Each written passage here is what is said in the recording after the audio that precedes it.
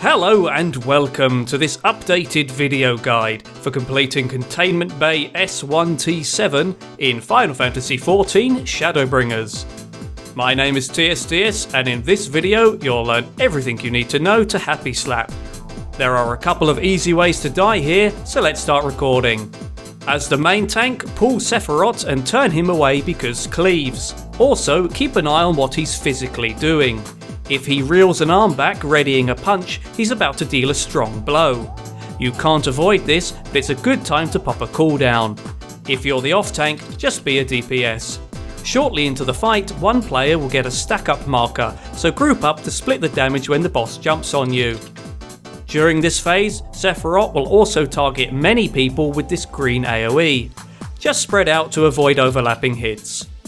The last mechanic in this phase comes from the boss turning towards a random non-main tank.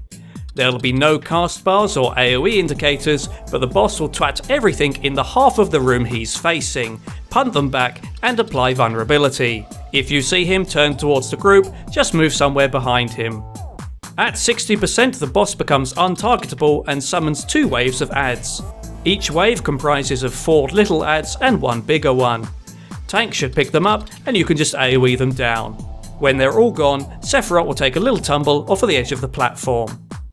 And that's Containment Bay S1 T7. If you've enjoyed the guide, then let me know. And if there are any other guides or perspectives you'd like to see, Lord, what the f***? Is he not dead? Ah! So, Phase 2 exists.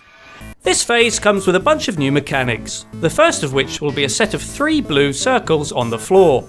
Sephirot will knock everyone away from them, so be sure to position yourself towards the room, or you'll risk flying off the platform to your death. However, this is easier than you might think. The boss can also target 2 random players with Earthshaker, signified by this goldeny icon above their heads.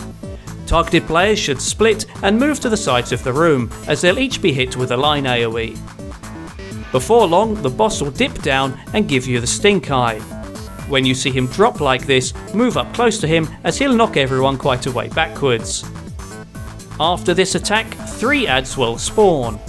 This is the white mechanic, so listen up. The add that spawns at the back, called a Storm of Words, has to be killed before it finishes its cast.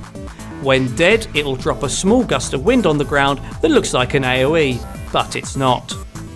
The fight will then continue for a short time before the gust of wind will get a stack up marker on it. At this point, everyone needs to stand inside the wind. Sephirot will stack his arms up on one side of the room and swing it across the platform, killing everyone it hits. If you stand in the gust of wind, you'll be sent up into the air, avoiding the blow. Now, if you were unable to kill the Storm of Words before it got the cast off, you won't get the gust of wind, so you'll just wipe. After this, the boss will charge up Dart, which just hits a bunch of random players and deals splash damage. It's not much, but spread out a little to avoid excess damage. For other mechanics to watch out for, there's a small AoE that'll target every player occasionally, so keep on your toes, because overlaps of that will hurt. Sephirot can also spawn 2 pillars, one on either side of him. For both pillars, one person should stand next to it and take the fist bump, or a little AoE the group. And speaking of AoEs, the boss may also raise his arms over the ground and charge 2 energy balls, but this is just a fancy animation for unavoidable group damage. At this point, the mechanics just recycle, so pop a Limmy when it's ready and he'll go down. And that's Containment Bay S1 T7. If you've enjoyed the guide, then let me know, and if there are any other guides or perspectives you'd like to see, then check out my channel, or feel free to ask me to create one. Thank you for watching, and good luck.